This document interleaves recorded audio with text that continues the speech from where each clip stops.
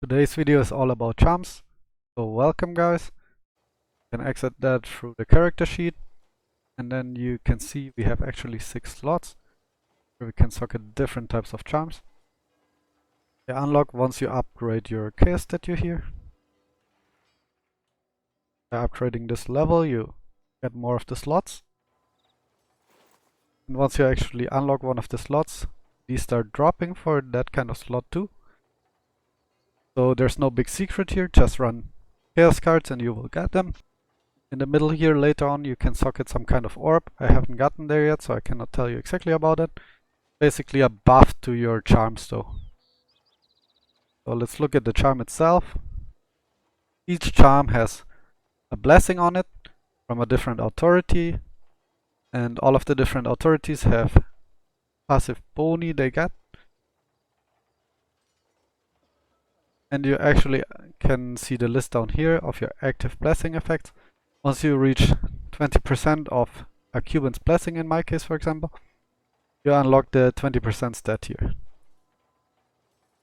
So each of the yellow charms has 2 stats, each of the blue charms has 1 stat, and as we can see here, the yellow charms give more percent to the blessing than the blue charms.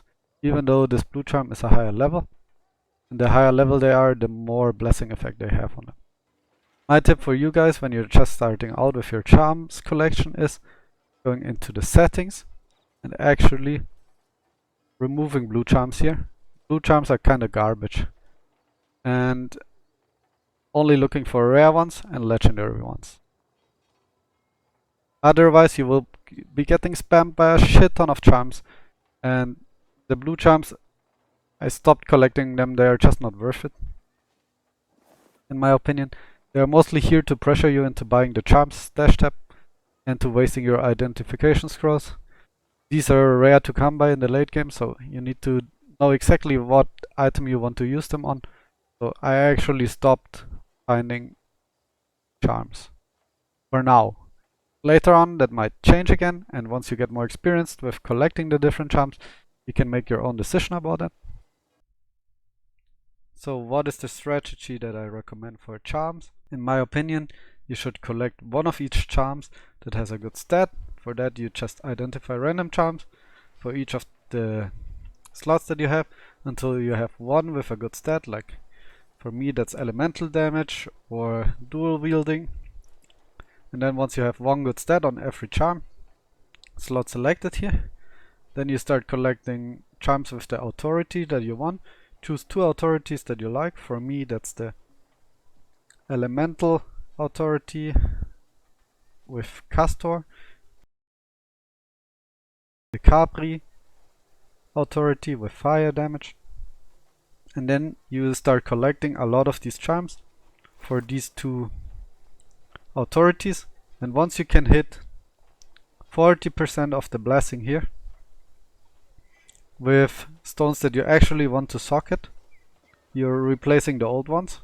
So let's say you have, for example, 3 yellow Castor's blessing stones. Then once you actually can make the 40%, you're replacing the old ones. Unless of course this stone, if this stone would be better than this, you can already replace it early.